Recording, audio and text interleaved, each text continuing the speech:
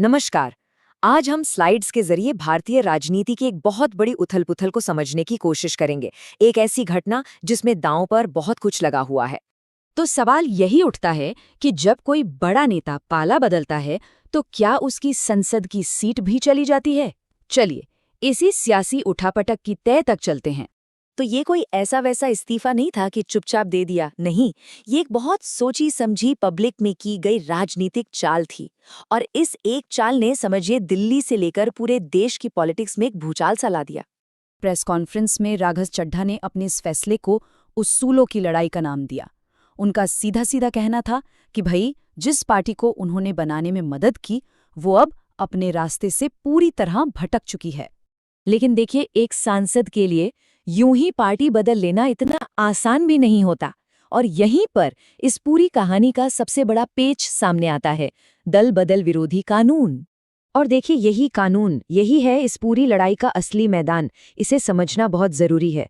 देखिए, नियम सीधा सा है, कोई सांसद अपनी मर्जी से पार्टी छोड़ता है तो उसकी संसद की सीट जा सकती है, उसे डिस्क्वालीफाई किया जा सकता है।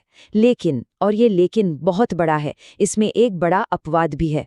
वो ये कि अगर किसी पार्टी के 2/3 यानी 2/3 सांसद एक साथ मिलकर किसी दूसरी पार्टी में चले जाएं, तो फिर उनकी सदस्यता पर कोई आंच नहीं आती।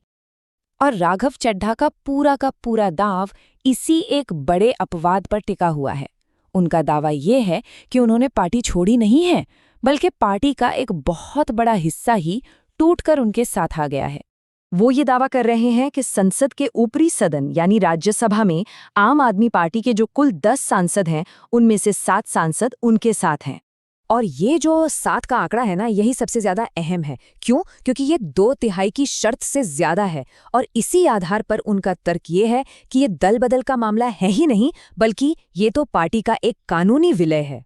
अपने दावे को और मजबूत करने के लिए उन्होंने बाकायदा इन 6 सहयोगियों के नाम भी पब्लिक में बताए।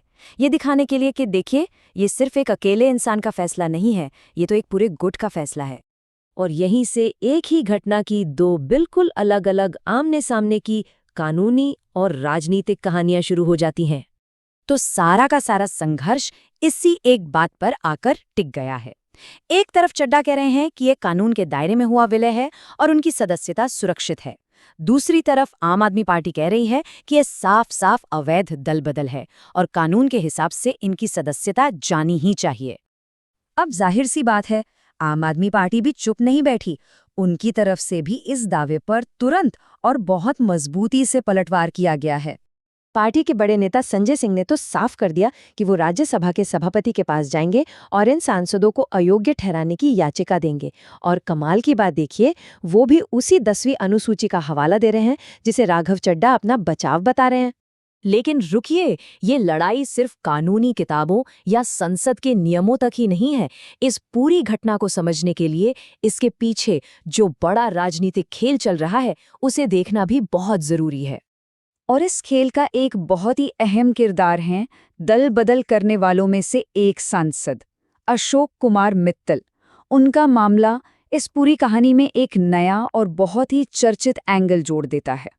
सिर्फ 10 दिन के अंदर पहले वित्तीय जांच एजेंसी ईडी का छापा पड़ना और फिर सत्ताधारी पार्टी में शामिल हो जाना। इसी घटनाक्रम ने एक खास राजनीतिक मुहावरे की तरफ सबका ध्यान खींचा है, जिसे वॉशिंग मशीन पॉलिटिक्स कहा जाता है। तो ये जो वॉशिंग मशीन शब्द है ना, ये असल में राजनीति में इस्तेमाल होने वाला एक तंज है। मतलब आलोचक ये कहते हैं कि जब कोई नेता जिस पर भ्रष्टाचार के केस चल रहे हों, वो अगर सत्ताधारी पार्टी में शामिल हो जाए तो उसके खिलाफ जो भी जांच चल रही होती है वो या तो एकदम धीमी पड़ जाती है या फिर बंद ही हो जाती है। मतलब एक तरह से रूलिंग पार्टी एक वॉशिंग मशीन बन जाती है जो इन नेताओं के राजनीतिक दाग धोकर साफ कर देती है। इस कानूनी और राजनीतिक ड्रामे के बीच खुद आम आदमी पार्टी के लिए भी ये एक ऐतिहासिक और शायद अब तक का सबसे मुश्किल मोड़ है। ऐसा इसलिए है क्योंकि पार्टी बनने से लेकर आज तक कई बड़े नेताओं ने पार्टी छोड़ी जरूर है, लेकिन ये पहली बार हो रहा है जब किसी गुट ने पार्टी को तोड़ने और एक हिस्से को अलग करने का दावा किया हो। ये पार्टी के अंदर अब तक की सबसे बड़ी टूट मानी जा रही है। और इसी के साथ हम घूम फिर कर वापस अपने पहले सवाल पर आ जाते हैं। अब यह बिल्कुल साफ है कि दांव पर क्या लगा है और ये लड़ाई कितनी बड़ी हो चुकी है। तो अब आगे क्या होगा? एक तय प्रक्रिया है जो चलेगी। आम आदमी पार्टी याचिका देगी, सभापति दोनों पक्षों की दलीलें सुनेंगे और फिर फैसला होगा।